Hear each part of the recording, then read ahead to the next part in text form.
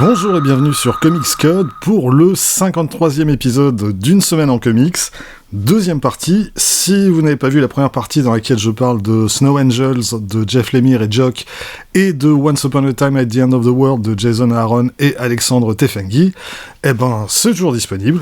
Mais aujourd'hui, on va parler de deux autres titres sortis ces dernières semaines. Horizon Oblique de Richard Blake et Âme Augmentée d'Ezra Clayton Daniels. Par lequel on va commencer, par Horizon Oblique, paru dans la collection Urban d'Urban Comics. Alors, ça veut dire que, selon votre libraire, vous avez peut-être plus de chances de trouver cet album au rayon BD classique plutôt qu'au rayon comics. Et c'est d'ailleurs le cas pour les deux albums dont je vais parler dans cette vidéo. Et Horizon Oblique nous arrive d'ailleurs avec un bandeau sur lequel apparaît le nom de François Skeuten, le créateur avec Benoît Peters des Cités Obscures, qui est quand même un monument de la BD franco-belge. Ça, c'est le premier tome de l'intégrale que Casterman a publié à partir de 2017. Et il suffit de feuilleter quelques pages des Cités Obscures et d'Horizon Oblique pour voir qu'il y a une filiation évidente entre l'un et l'autre. Et donc, c'est parfaitement logique de faire appel à François Skeuten pour vanter les mérites de cet album. Et d'ailleurs, ça ne s'arrête pas uniquement à ce bandeau, puisque en fin d'album, on a droit à une discussion entre François Skeuten et Richard Blake, et discussion qui est vraiment intéressante sur leur création respective. Alors, il y a juste un truc qui m'a un petit peu choqué, c'est que sur le bandeau, on a le nom de Skeuten qui est quand même nettement plus gros que celui de Richard Blake. Alors, je comprends bien que le nom de Skeuten est infiniment plus vendeur que celui de Blake, qui, pour le coup, c'est quand même un parfait inconnu jusque-là dans le monde des comics. Mais bon, c'est quand même pas hyper respectueux pour l'auteur, quoi. Mais bon, ça, c'est juste pour le plaisir de faire mon ronchon. L'important, il se trouve à l'intérieur, et c'est le travail de Richard Blake. C'est donc son premier comic book. C'est une mini-série en 5 numéros qui est parue en 2023 chez Image Comics sous le titre Hexagon Bridge, et une mini-série sur laquelle il a commencé à travailler en 2019. Avant ça, il était peintre. Il a également travaillé en tant que storyboarder. Et donc, Horizon Oblique, c'est l'exploration d'un univers parallèle, un univers baptisé la Passerelle, et un univers qui apparaît comme le reflet sensiblement déformé de notre univers.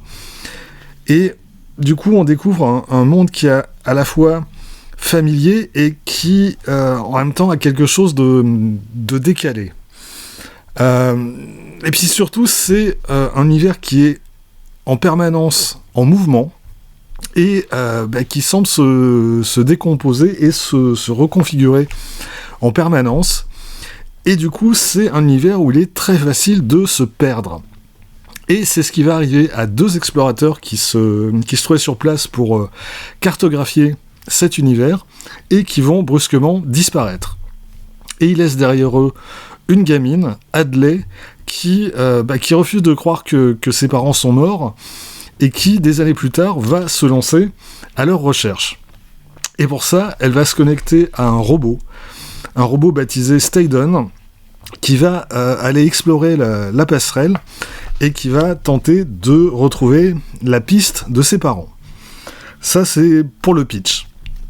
Concrètement, ça donne un album qui est absolument magnifique graphiquement, dans lequel on visite des endroits familiers et en même temps assez différents de ceux qu'on connaît.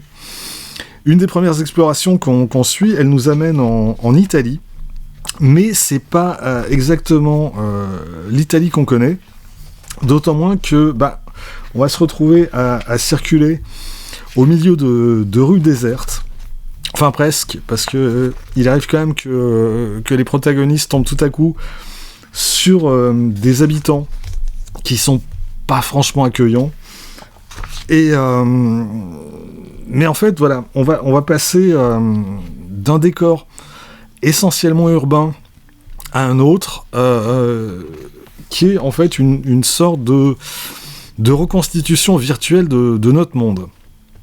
Et ce qui est important à noter, c'est que tout l'album baigne dans une ambiance assez éthérée.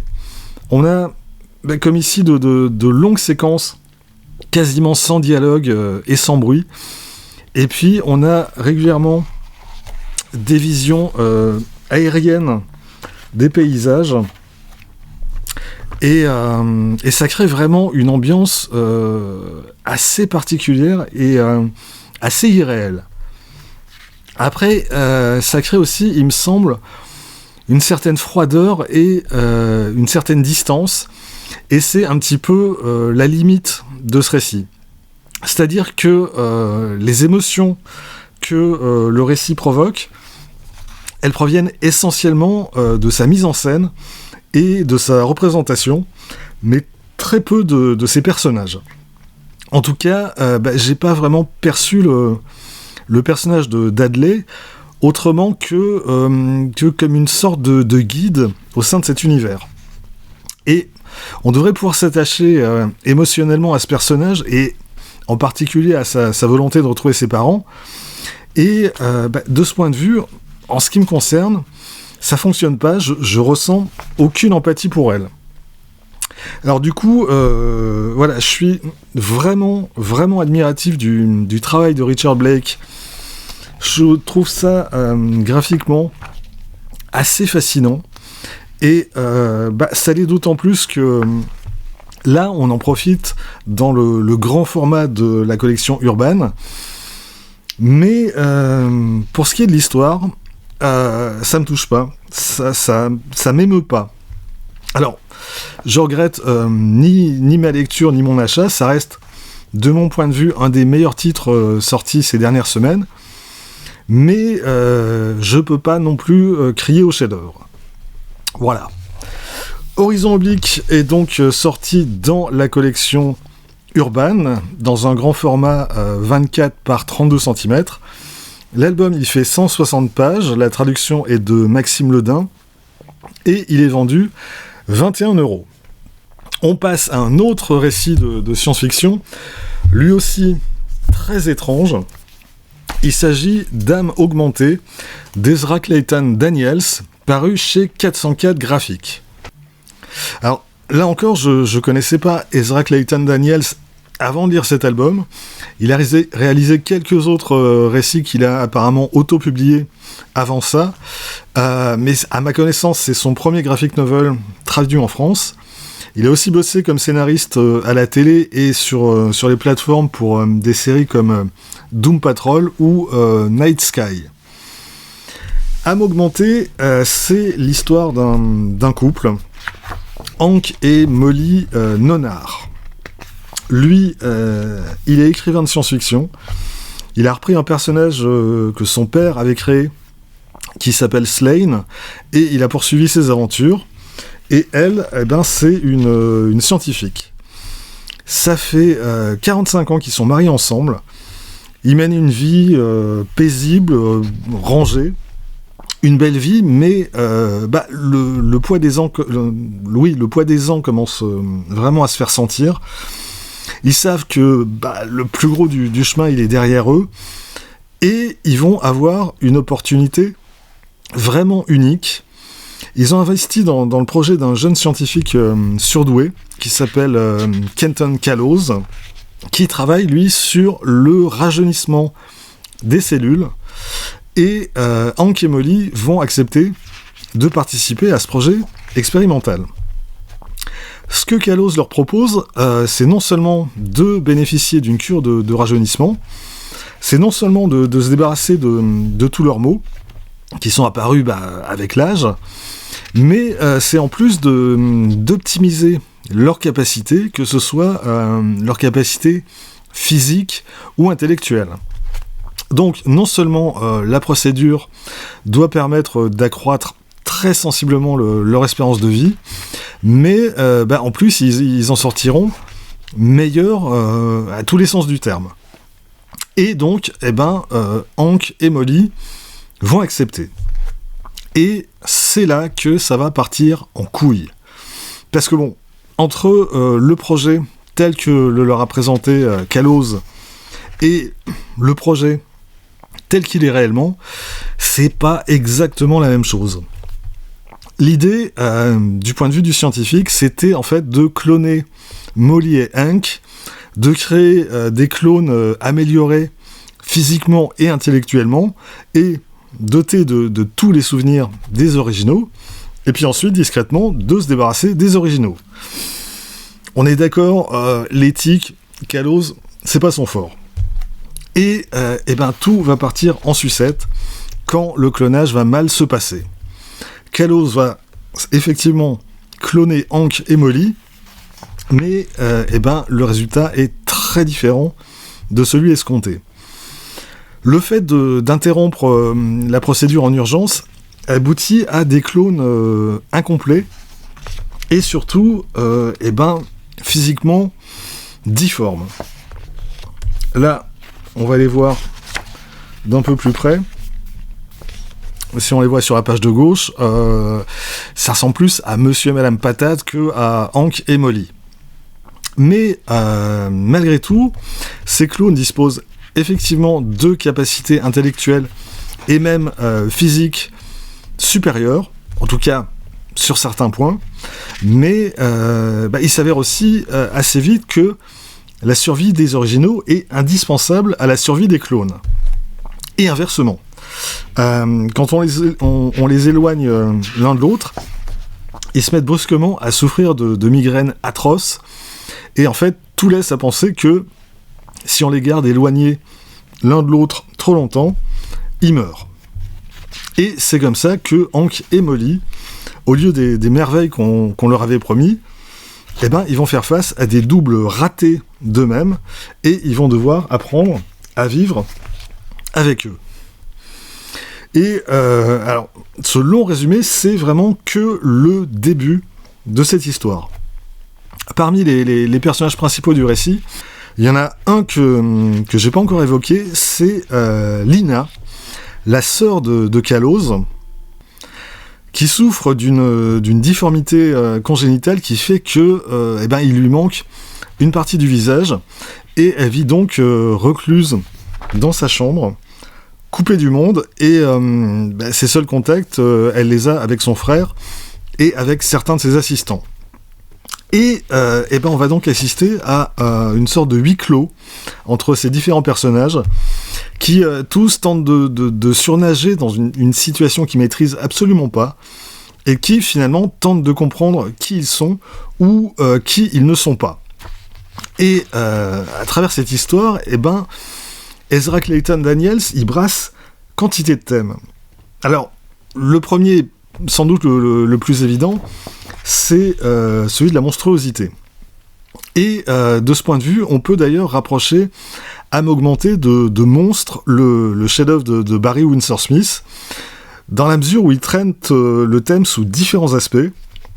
On a la monstruosité physique, évidemment, à travers les clones de Hank et de Molly, et à travers le personnage de Lina. Et puis, on a aussi la monstruosité intérieure. Le premier exemple qu'on croise dans le récit, c'est le personnage de Callows, qui lui est prêt à tout, à la fois au nom de la science, mais aussi par amour pour sa sœur. Mais cette monstruosité, on va la découvrir également par la suite dans le comportement de certains des autres personnages. Et puis, au fil du récit, Daniels va aborder d'autres thèmes, l'âge, l'héritage, les dilemmes moraux qui se posent aux différents personnages, la question du racisme occupe aussi une place assez importante dans le récit. Et puis, l'amour aussi sous toutes ses formes. Et puis, la vie, la mort, enfin bref. Âme augmentée, c'est une œuvre qui est extrêmement dense et qui est vraiment passionnante dans son déroulement. Et puis, il y a le dessin d'Ezra Clayton Daniels qui pousse tout le récit vers une étrangeté permanente. En premier lieu, à travers le physique des clones, qui est quand même vraiment très singulier. En fin d'album, l'auteur revient assez longuement sur le long processus de création de cette histoire, qui s'est quand même étendue sur presque 20 ans.